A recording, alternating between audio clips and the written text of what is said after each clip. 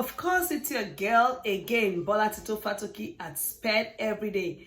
I am so excited to be here today, as usual, because Friday is that day of the week that I get to talk with you guys, chill with you, and do what I love best to do. Before I go on, I want to say a big thank you to all my new subscribers, the old ones, and those of you that share my video all the time. Something I keep saying is that you never know who needs this information. And together as a team, we can help our society grow and include our individuals with exceptionalities. So what are we going to be talking about today? Very, very, very important topic. Discussing your child's disability with them. Is that a yes or a no? At Sped Everyday, at the end of this video, you're going to find out if it's a yes or a no. Should we discuss our child's disability with them? Should we make them aware of what is going on? Is that something we have to do? Of course, while we're expecting our child to achieve some goals, while we set standards for our kids, while we expect our children or our child, to follow some directions, some behavior interventions, some academic learning skills, do we also let them know about their disability? Will that help, or telling them is going to create more havoc? Or what would that do? I want to assure you today at Sped Everyday that it is important to know, because knowing helps a lot. And why do they have to know? Of course, we want our children to become responsible, independent adults. And that is very achievable if they are clear about what is going on. Just like you and I, we want to know why we have to do things. We want to know why we have to participate in other stuffs.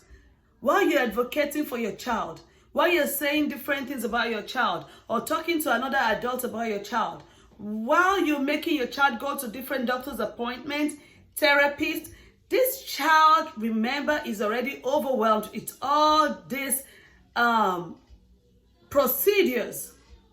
Which is why most times when we try to do new things, or we try to get our children involved, our children with exceptionalities involved in things that we want them to do, they get frustrated about it because they don't even know what's going on. So in order for them to be able to help themselves as individuals, we need to let them know. Now, I've spoken with a lot of parents, and the reason why a lot of parents say they do not let their kids know about this is because, I'm trying to protect my child. He's too young to know. But what is worse? Knowing now and walking your child through it, or your child getting to the age of 16, 17, or a young adult, and then one day somebody has to say to the face of your child, you have learning disabilities, you're struggling, you have ADHD. That is overwhelming. I've done researches and I've realized that when kids grow up like that and they have to be told by a friend, a colleague, or somebody telling them or referring them for evaluation, then they're surprised that, how come all my life I didn't know this? So, and then kids at times too, they get so frustrated. They have this guilty conscience, something disturbing them, and they feel like, for my parents to be hiding something from me, they keep talking about me, but they don't want me to be there. This must be something about me. And then you put that guilt in your child's heart forever, for a very long time. And that child just feel like, for them not to be able to tell me about this, it must be really bad. So why do we need to let them know? Yes, we need to let them know so that when we, telling them to do this, when we are working with them using different strategies or techniques. For example, you have two kids in your house or in school that you're trying to help. And one of them, you do not need a visual aid or visual support to be able to teach them. So why is mine different? Why do I have to use this? So we need to communicate that so that this child can actually understand that, we're doing this for this reason and to help you. And you know what? This will make the child conscious about whatever he's doing. And as he grows up, consciously is going to pick up those strategies and all those accommodations that help him or her to learn, and he can, go on with that. So, but if a child does not know, that's not that the child is in denial, but it just doesn't know. So when somebody is trying to help him outside of the home, he feels confused, like, why do they have to do that? Why are they treating me, different from others? And this is overwhelming for children. So some of the important reasons why we should let our children know this is to be able to regulate their behaviors personally, individually. When you know something is going on, it's just like you having like a medical condition and your doctor already told you this is what is going on. You need to fix your diet. Somebody's working with you on your diet and all that. Then you personally can self-regulate and, behavior regulate, follow your intervention procedures, and be able to adjust. At that point, you know already that if I don't do this, I may lack in this. So even as parents, caregivers, or teachers, when you're not there, they already know, because most times behaviors escalate. And before this escalation can happen, if your child is already aware that, oh, my mom knows because of this, my mom does this, or my dad does this, or my teacher does this to help me, I better do this fast. So because they know, we can help them also work in those strategies, that the tips, the procedures that we use personally to help them at home. How about knowing? If you know something about yourself, it helps you to seamlessly transition into any academic or life skills learning. Now I know that I'm not learning at the same pace as others, not because I'm dull, not because I do not want to learn. So I'm not going to feel frustrated, because, it's another thing when a child feels like, oh, I just don't get it like others. I'm just so dull. I'm not smart like others. But now this child knows that, okay, I have a disability. It does not define me. It's just a part of me that I have to, work with to be able to achieve results. So those are two different things.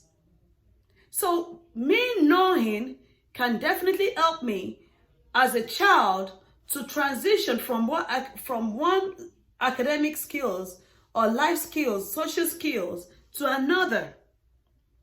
So now we're trying to let our child, it's not by force. We're not forcing your child to do things because you think they should do it. But now you're letting your child, because of choices that have to be made, decisions that have to be made to be able to achieve academic success, to be able to, do things that others are doing and what is expected at our age.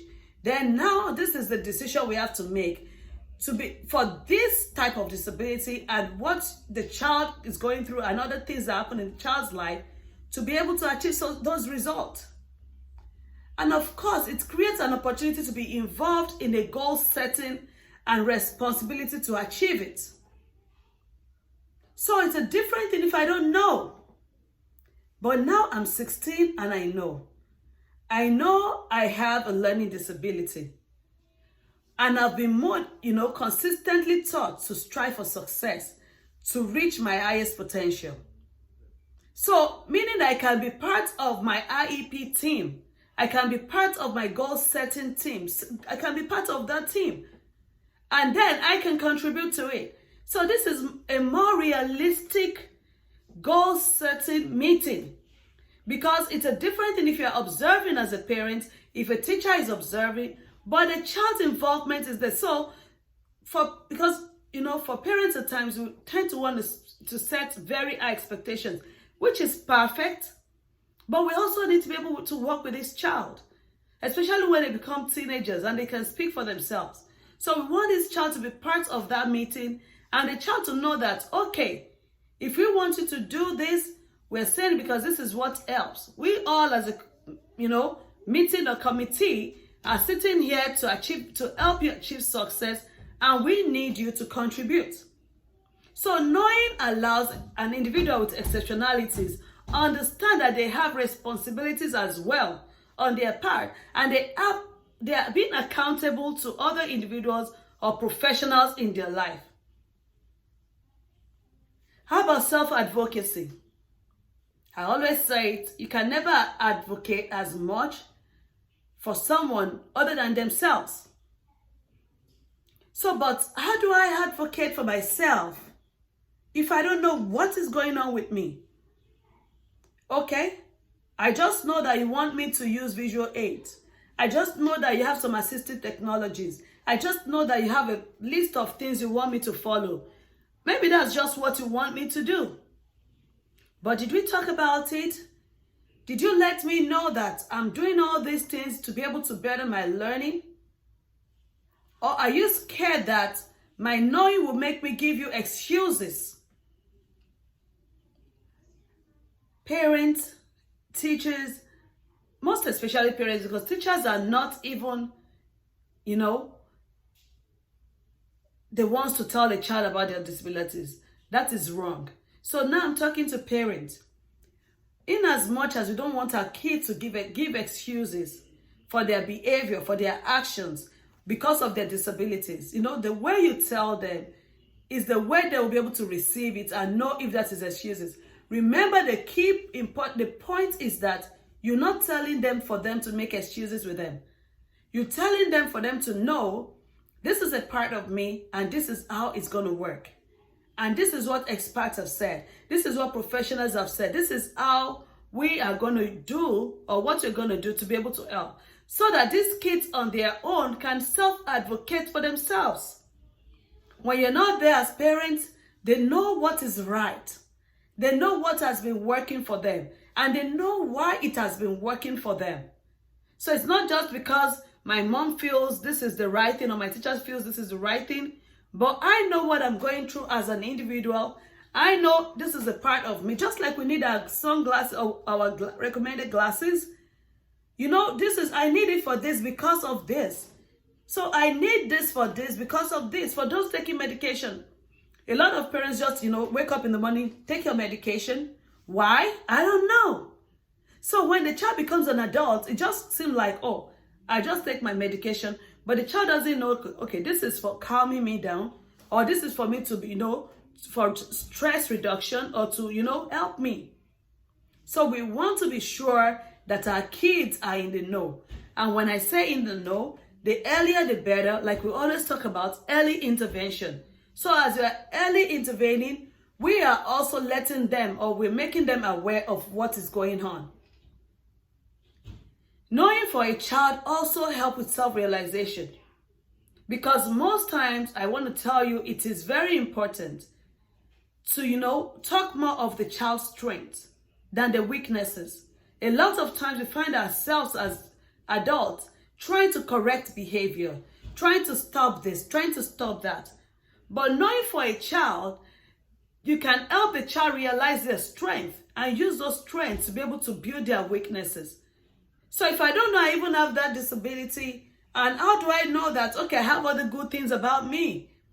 Because everybody around me already thinks I'm dull. Everybody already thinks I have behavior problem. Oh, he's always negative about things. Oh, he's always fighting. He's always, hollering at people. He's always screaming, cursing out and all that.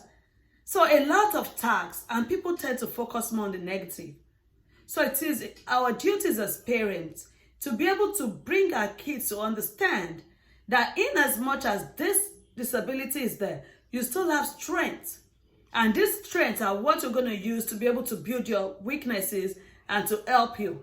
And while doing that, this helps our children to maintain their own behavior as well and regulate behavior. And the most important thing is that it helps to eliminate guilt. Because the funny thing is that, when kids now grow up, they tend to have, gone through so much stress that they believe that parents didn't tell them these things because, oh, it's so bad. So why did I put my parents in this kind of stress? But you know what? If you are able to tell your child about what's going on in their life, and you let them understand that it is not because of them, that things happen and this happen, they can read about this disability, they know what to expect, and they know already they're prepared of how to be able to help themselves along with other, and they can openly receive assistance and support from other people. especially professionals. So how do we tell them? Of course, I'll say, just like you communicate with about other things, just like the way you tell them things, you encourage them with things, just like the way you talk about, oh, my baby is growing taller, my baby is growing more beautiful, my baby is smart. Just that way. You don't have to make it so official. Oh, we need to talk about, just make it a part that you can first read about the disability. And just let this child know, okay, this is going on and these are the strategies to help. But most importantly, always focus more on the importance and the expected results and nothing to make that child feel worse or to be guilty about it. We should not talk when we are the lowest because, of course, as parents, there are times that we feel so sad and we feel really bad about what is going on. So this is not the right time to talk to your child about that. Remember, this child did not put themselves in that situation. And we cannot help as parents, but what we can do as parents is to make sure we teach them and we train and support them to become independent adults and to be able to reach their highest potential. And that is where we see our results as parents. So we do not want to fail as parents. We want to get things done. And the way we can get it done, like I said, is making sure that this person that actually has a disability is in the know of it. So they don't see us as they are mean, or they just want us to do this, or she's just doing that, she's always too much on me. But they see it as their support system. Someone they can always talk to, someone they can always come to and believe and understand that you know what is going on with them and you're trying to help them. Again, my viewers, I want to tell you today that your child's disability does not define them. Instead, remember it's just a part of them that they need to learn, understand, and achieve positive results with. So do not label your child. See the able in your child. See the strength in your child. And together, as one, be a team with your family members, with any support system you have. Be a team to be able to allow and help your child reach their highest potential. Thank you all for watching me. It's been so wonderful.